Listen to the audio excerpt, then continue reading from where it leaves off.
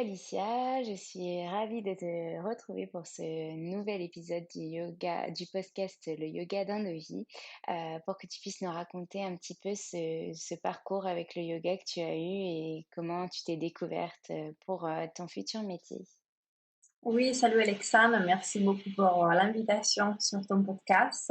Je suis ravie d'être là et de partager ce moment ensemble.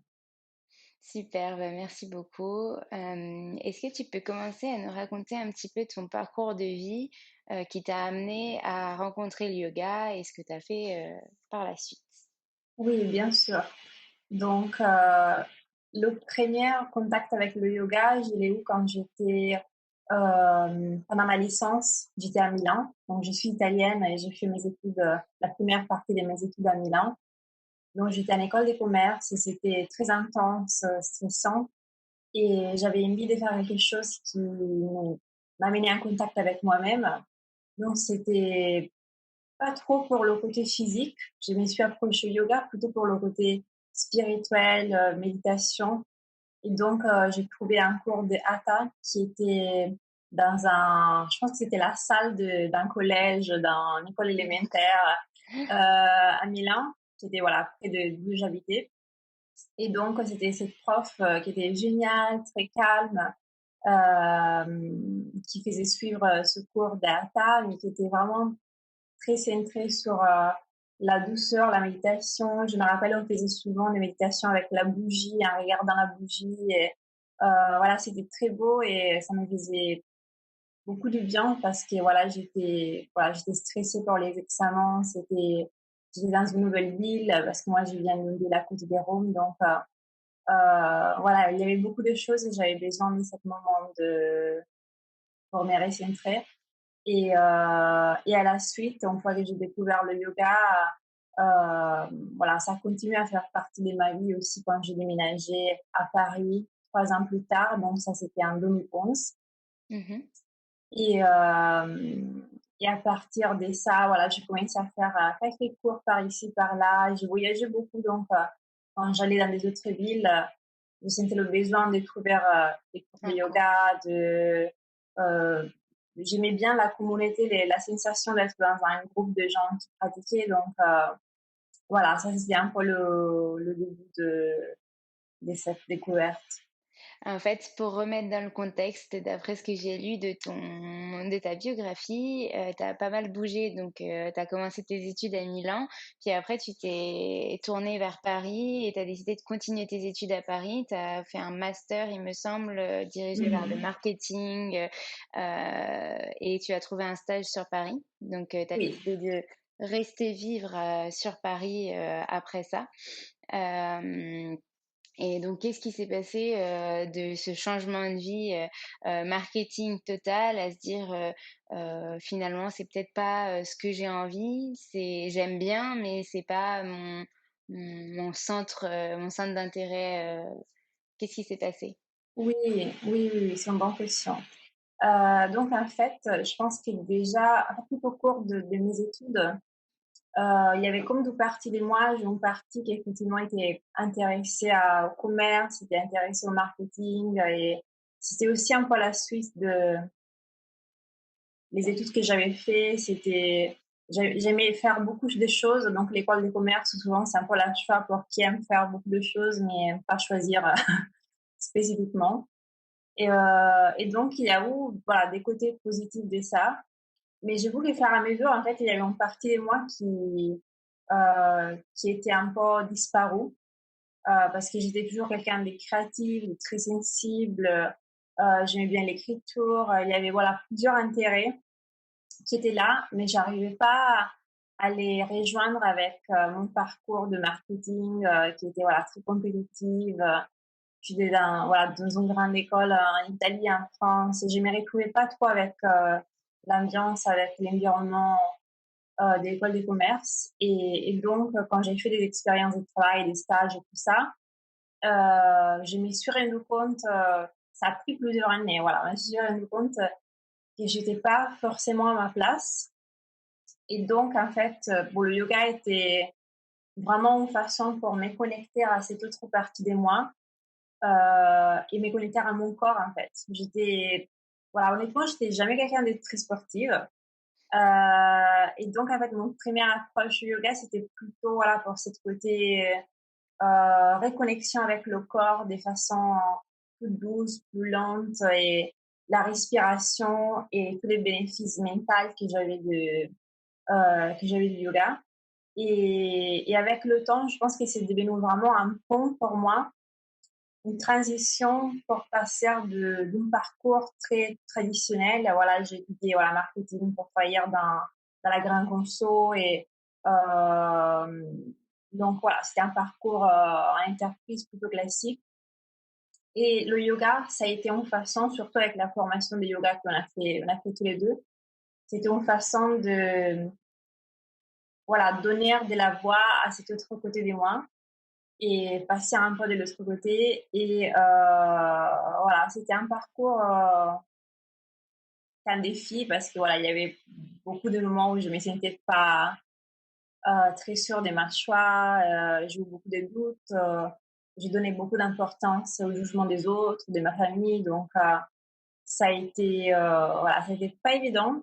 Et du moment où j'ai ressenti cette envie d'échanger, c'était pendant un stage que je faisais en France, dans une autre ville, c'était pas à Paris.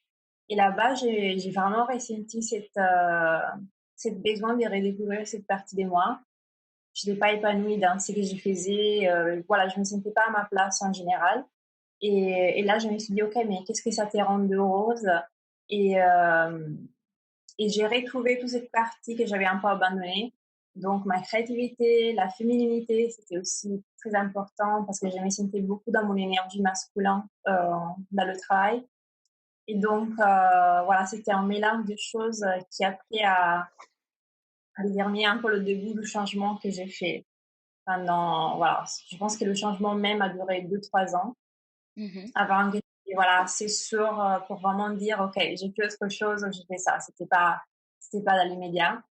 Mais voilà, en regardant en arrière, c'est très clair ce qui s'est passé à l'intérieur de moi.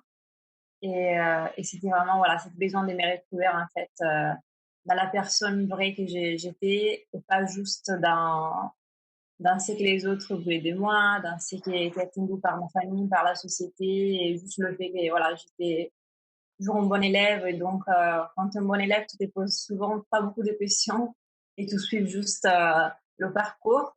Et après, il y a un moment en grandissant où tu commences à te poser des questions et dire, OK, est-ce que je veux rester dans cette direction pendant toujours ou pas? C'est ça, et dans ta biographie, tu parles, d'un soir notamment où tu étais seule chez toi pendant ce stage et où tu as commencé à parcourir internet en te disant: «Mais c'est vraiment pas ça que je veux faire», et tu as trouvé le profil d'un coach de vie, Mhm. qui vivait à l'étranger et qui était tout bronzé, qui avait l'air si heureux et cetera, et c'est à ce moment-là que tu t'es dit que tu allais, justement essayer de changer et que tu as pris la décision de faire du coup cette formation de yoga parce que tu voyais que le Mhm. yoga te faisait du bien et en parallèle une formation de coach, de vie, c'est ça? Oui, oui, exactement. Donc, oui, j'ai eu une soirée que, voilà, j'ai écrit dans le blog A Dark Night of the Soul. Donc, c'était un peu un moment où j'étais vraiment dans la frustration. Voilà, j'étais toute seule chez moi et voilà, j'ai commencé à regarder sur Internet et je sais pas non plus comment je suis tombée sur ces blogs. Je pense que j'ai cherché des gens qui étaient intéressés par le bien-être, mais aussi la psychologie. Donc, c'était un mix des intérêts que j'avais. Et j'étais pas au courant de la possibilité de faire de ça un métier, je ne le connaissais pas trop. Et donc, j'ai découvert ces blogs et je me suis dit, ah oui, non, mais c'est génial parce qu'il y avait cette fille qui, je sais pas, elle avait je pense, un joug dans la main, voilà, elle était bronzée, elle était bien, mais en même temps, il parlait aussi des choses profondes, de la psychologie humaine. Et des fois, voilà, j'ai trouvé ou l'un ou l'autre. C'est difficile de trouver un mix des deux choses qui était aussi quelqu'un des jeunes, des modernes. Voilà, souvent avec le développement personnel, on a le côté un peu vieux de, voilà, des sites qui sont un peu, voilà, pas très attirants. où on a le côté fitness, bien-être, sport, et voilà. Et pour moi, c'était un peu la première fois que j'ai vu les deux ensemble. Et je me suis dit, ah non, c'est exactement ça. À l'époque, j'avais 24 ans. Et je me suis dit vraiment, j'ai 24 ans, je suis jeune, j'ai pas envie de me sentir comme ça tous les jours. J'ai envie de me sentir vivant. Je m'imaginais voilà sur une plage avec une robe colorée, avec voilà, c'était vraiment une énergie plus que le lieu même. Et je me suis dit voilà, il faut le faire maintenant parce que voilà, la vie c'est maintenant et je veux pas perdre cette occasion. Et je me retrouvais beaucoup dans le fait aussi d'écouter les gens. Je pense que aussi dans les expériences de travail que j'avais eues, le côté plus intéressant pour moi était de parler avec les gens, les écouter, aller au-delà du boulot même, donc aller au-delà de la tâche même, du projet, mais essayer de comprendre leur bonheur et tout ça. Donc voilà, ça c'était le début de cette idée de devenir coach. Et donc effectivement aujourd'hui je suis coach et j'accompagne surtout des femmes en transition de carrière, donc qui veulent trouver ou créer le job de leur rêve. Et, euh, et en même temps, voilà, c'était vraiment la même année que j'ai fait aussi la formation IFB avec Amanda, la formation de yoga. Donc c'était l'année de gros changements. C'était mon dernière année de master.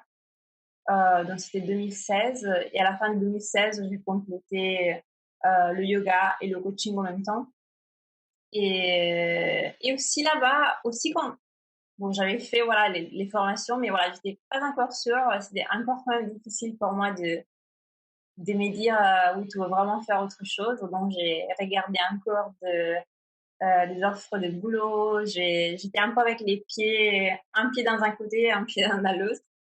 Mais à l'intérieur de moi, c'était clair que c'était ça ma voie. Et donc, au fur et à mesure, j'ai trouvé le courage de dire non, en fait, je ne veux pas chercher un CDI, mais je veux voilà, lancer mon activité. Et voilà, ça c'était un peu le début. Et je commençais avant à enseigner du yoga plutôt parce que c'était plus facile à démarrer. Et j'avais un petit groupe dans la formation qui était très motivante, avec des filles très ambitieuses. Et donc, ça m'a poussée à démarrer avec le yoga. Donc, pendant 2 ans, j'ai enseigné pratiquement à temps plein. À temps Mmh. plein. Et à la suite, je me suis rendu compte que entre les deux choses, en fait, le coaching au niveau de vraiment d'activité professionnelle me parlait plus et voilà, c'était quelque chose où je me voyais dans le futur. Et donc, maintenant, je fais surtout le coaching. Donc, je coach des gens individuellement. Et je donne ponctuellement des cours de yoga pour le plaisir.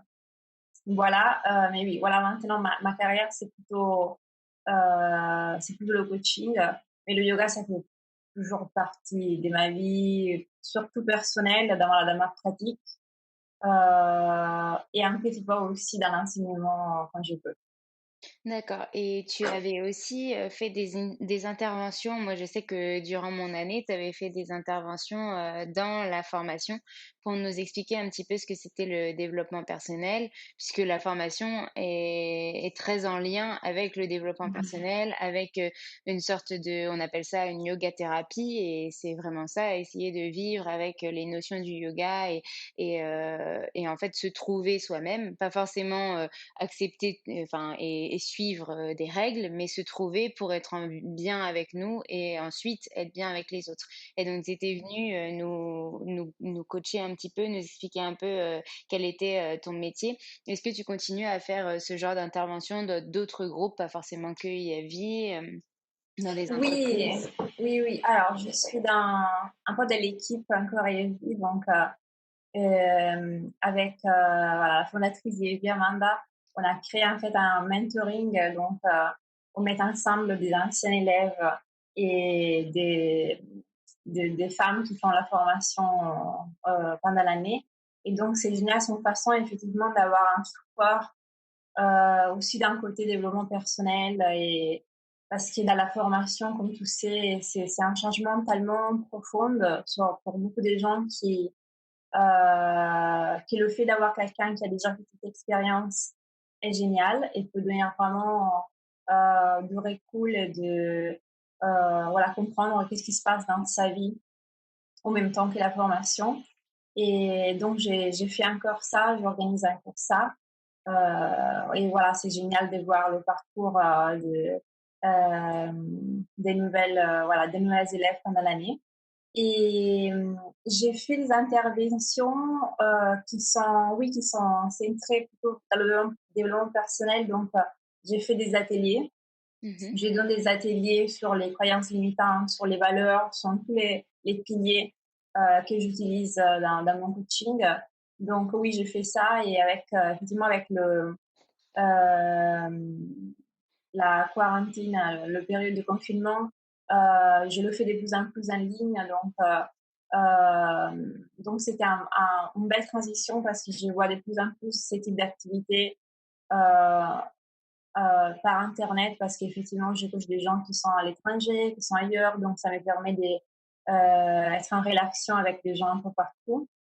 Donc c'est génial. Donc oui, effectivement, j'essaie de faire des interventions quand je peux et donner voilà des outils de coaching aussi dans des milieux, des environnements différents. OK. Et donc du coup, pour toi, le confinement, ça a été quelque chose de assez bénéfique parce que ça t'a permis de voir que tu pouvais développer aussi le coaching en ligne et que tu pouvais, développer ton coaching différemment et ouvrir de nouvelles portes et cetera? Oui, oui, effectivement, oui. Voilà, j'étais à Paris pendant le confinement, dans mon petit appartement, donc je l'ai utilisé comme une occasion pour plonger dans mon travail. Voilà, c'était un choix de l'utiliser comme ça et c'était génial parce qu'effectivement, ça m'a ouvert des nouvelles opportunités. Je commençais à faire des vidéos sur Instagram et voilà, créer du contenu euh, autour de développement personnel, du changement des carrières aussi. Et donc, oui, bon, le confinement en soi était pas toujours facile, mais oui, ça m'a donné cette opportunité de faire ça. Et je trouve que c'était un peu la transition que beaucoup de gens ont prise aussi en entreprise. Ils ont plus de monde à commencer à bosser de chez eux. Et, euh, et oui, je dois dire que j'ai pas trop souffert de confinement en soi, dans le sens que j'étais déjà habituée à travailler chez moi. Donc ça, c'était pas un énorme changement. Oui. Mais j'ai souffert un peu pour être pas dans la nature, parce que j'étais dans le 10e à Paris, donc c'est pas très nature. Et voilà, ça m'a manqué beaucoup et ça m'a fait peut-être réfléchir sur le fait d'habiter un peu plus proche de la nature. Et voilà, on va voir. D'accord. Donc du coup, tes prochains projets, pour, la suite, après confinement, ce serait peut-être de déménager, plus proche de la nature? Tu penses revenir peut-être en Italie ou tu veux rester quand même en France? Alors, c'est une bonne question et c'est un peu un processus que je suis en train de faire maintenant. Et donc, je suis en Italie pendant la plupart de l'été, en fait, déjà. Et, euh, et après, j'ai un peu une idée de déménager peut-être à côté de la plage. Mais voilà, c'est encore un peu au début, donc c'est pas trop fixé, mais oui, j'ai jamais bien. Je sens de plus en plus le besoin, et je pense que ça vient aussi avec le yoga, quand tu pratiques cette connexion avec la nature. Et oui, je me vois peut-être faire ce changement, mais aussi passer encore du temps à Paris parce que j'ai passé 9 ans de ma vie, pratiquement tous mes 20 ans à Paris et j'ai tous mes amis, j'ai une très belle communauté. Donc voilà, je vais voir si c'est possible de faire un peu les deux. Voilà, je suis ouverte à les D'accord. possibilités qui s'ouvrent.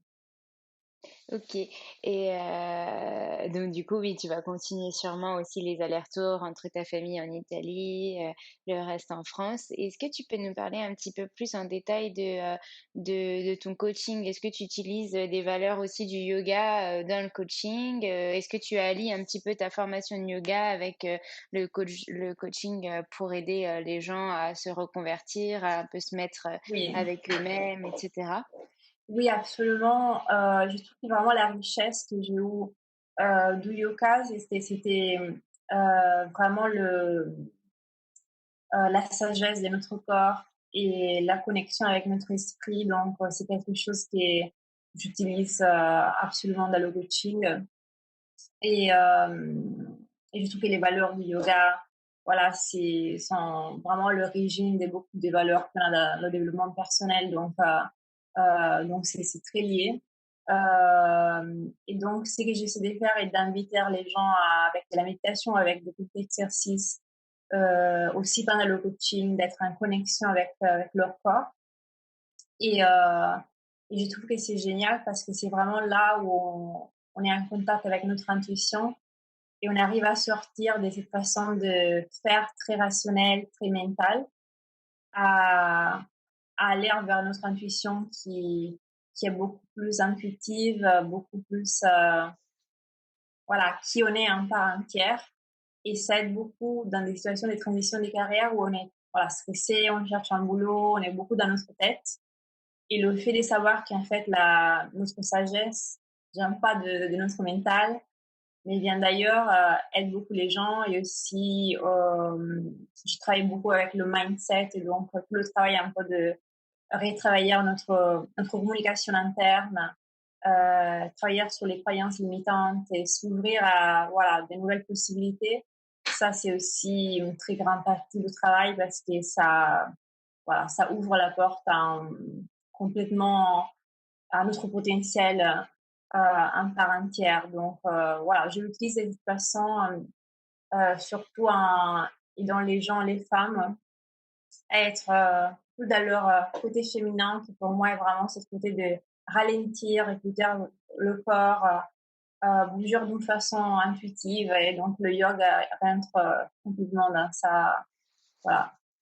Oui, je te rejoins complètement là-dessus et je trouve que c'est hyper intéressant d'allier justement le yoga avec le parcours professionnel parce qu'on le voit de plus en plus et notamment personnellement quand je vous interviewe chacune, vous avez toutes fait un travail sur vous-même pour venir vous réorienter soit dans le yoga à temps plein, soit dans le yoga que ce soit avec un partage avec un autre métier. Et donc on voit bien que après ce déclic de se dire il faut que je me mette au yoga et que je me forme, il y a vraiment un travail derrière grâce au yoga et à toutes ces valeurs que prône le yoga pour arriver à un bien-être de soi-même, à une acceptation, etc.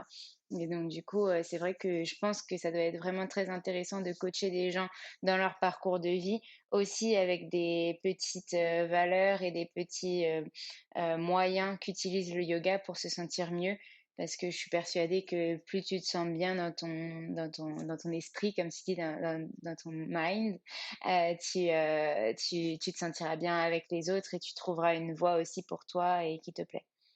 Absolument, oui, je suis complètement d'accord avec toi. Oui. Est-ce que tu aurais d'autres projets que tu as envie de mettre en place ou des projets que tu as mis en place d'ailleurs récemment ou même dans l'année ou voilà, qui te tiennent à cœur et dont tu voudrais parler là aujourd'hui? Alors, c'est une bonne question parce qu'effectivement, tout cas avec le confinement, beaucoup de choses étaient basculées et changées. Donc, pour le moment, j'essaie d'être présente dans mes réseaux sociaux. Donc, je fais chaque semaine, je fais une vidéo sur Instagram où je partage des choses voilà, liées au changement des carrières, à la transition en général. Et j'écris un blog post, donc j'ai un blog sur mon site et j'écris un article par semaine. Donc, pour le moment, ça, c'est la partie continue que j'essaie de faire. Et voilà, des gros projets, il n'y a pas de choses en particulier. Je vais faire voilà, des choses en ligne, donc vous pouvez les voir voilà, sur mon site. Et je vais bientôt faire un challenge sur probablement sur Instagram lié à la relation entre le changement des carrières et la relation qu'on a avec notre famille, avec les gens autour de nous. Et mais voilà, c'est surtout continuer à aider les gens de façon individuelle et peut-être à la suite travailler aussi un peu plus avec les entrepreneurs, donc des gens qui font des changements, des carrières vers l'indépendante aussi. Voilà. Oui, parce que ce qui se souvent, quand passe. on a envie de devenir entrepreneur, on ne sait pas vraiment où aller, on n'est pas forcément guidé et il faut s'y connaître, chercher sur internet, vraiment faire des recherches approfondies, alors que justement, il y a des professionnels qui sont au fait et au courant de tout ça et qui peuvent, justement nous appuyer, complètement. Être auto-entrepreneur, c'est quand même quelque chose, on en parlait dans les autres podcasts, qui c'est pas seulement faire son métier, c'est aussi savoir gérer, son argent, savoir, communiquer. Il y a plein de clés en fait qu'on devrait, avoir en nous, mais qu'on n'a pas forcément de par, notre expérience passée et donc du coup, être coaché par quelqu'un qui peut nous apporter des clés et nous aider à se comprendre nous-mêmes et à savoir ce qu'on veut vraiment, mettre, en place, c'est vraiment une bonne idée parce que, bah, ça permet d'être un peu moins perdu, de trouver un petit Oui, palier et c'est vrai. ouais. Non, c'est pas facile et j'ai trouvé qu'en fait, beaucoup de gens que j'accompagnais, il y en avait une partie qui effectivement voulait rester dans l'entreprise, donc c'est des changements à l'entreprise, mais il y avait aussi pas mal de gens qui voulaient faire un changement vers l'entrepreneuriat. Et donc, vu que j'ai quand même un master en marketing, c'est un peu une façon de reprendre aussi des clés que j'ai appris à l'école et les utiliser dans mon coaching. Donc, ça mélange un peu mon background avec voilà, ce que je fais maintenant. Et je trouve qu'une des raisons pour lesquelles je m'étais un peu détachée du marketing entreprise, c'était le côté éthique, politique, le fait de faire du marketing sur des produits que j'aurais pas acheté moi-même, et voilà. Et le fait de l'utiliser à la place pour aider des gens qui voilà, ont un bon projet, qui vont trouver leur voie, c'est beaucoup plus épanouissante. Donc, oui, c'est une idée que j'ai. Je vais voir comment je peux la développer voilà, cette année. OK, bah, c'est super parce que, je pense vraiment que ça peut être utile. Souvent, quand on n'est pas auto-entrepreneur de base ou qu'on a été salarié, mais qu'on a une idée, on a très peur de se lancer parce que, bah, on ne sait pas combien ça va nous coûter, on ne sait pas si ça va marcher, si ça va plaire, on ne sait pas comment attirer des gens et toutes ces clés, je suppose que tu vas les apporter aussi, dans ton coaching et même si, tu vas pas, développer le truc avec eux, tu vas leur apporter plein de petites choses qui va les aider à prendre confiance en eux et cetera et je pense que Mhm. déjà pour lancer un projet, il faut avoir confiance en ce qu'on est capable de Oui. faire et c'est Oui, oui, hyper oui, je trouve important. que c'est beaucoup plus ça que les compétences Mmh. pratiques. C'est vraiment beaucoup plus croire en soi-même et faire ce travail intérieur et le reste vient plus facilement après. Je suis d'accord avec toi. Est-ce que tu as quelque chose que tu voulais ajouter aujourd'hui, nous parler, voilà? Euh, alors, je trouve qu'on a touché pas mal d'autres choses. Peut-être, voilà, juste un message aux gens qui écoutent de s'écouter en fait et de faire confiance à leur intuition, soit vers le yoga en formation, soit vers un changement qu'ils veulent faire. Et je trouve que vraiment c'est la chose que j'ai découvert le plus dans ce parcours, c'était le fait de se faire confiance, le fait que notre opinion, ce qu'on ressent est valide et légitime et voilà, c'est important de s'écouter et d'écouter soi-même plus qu'écouter tous les autres, en Les fait. autres. Mmh mh. Donc, peut-être que ça, c'est un peu le message voilà, que j'aimerais que plus de gens apprennent ou quand même, qu'on a, en fait, on a toutes les clés à l'intérieur de nous. Mais il y a cette étape où il faut se faire confiance et il faut dire, OK, je sens ça, mais en fait, je peux l'écouter et j'ai la choix qui vraiment change tout. Donc, ouais. OK, bah, c'est super parce que ça rejoint, tout ce qu'on a dit aujourd'hui, par rapport, au yoga ou par rapport, à la situation, professionnelle, personnelle. Je pense que c'est une des clés, aussi du qu'on apprend avec le yoga, c'est se faire confiance, suivre son intuition et apprendre à s'écouter beaucoup plus et donc je te rejoins complètement. Merci beaucoup Alicia pour, cette séance, merci d'avoir, confié ton Merci à parcours toi. aussi et Oui, c'était un à plaisir. très, très vite. Oui, à très vite.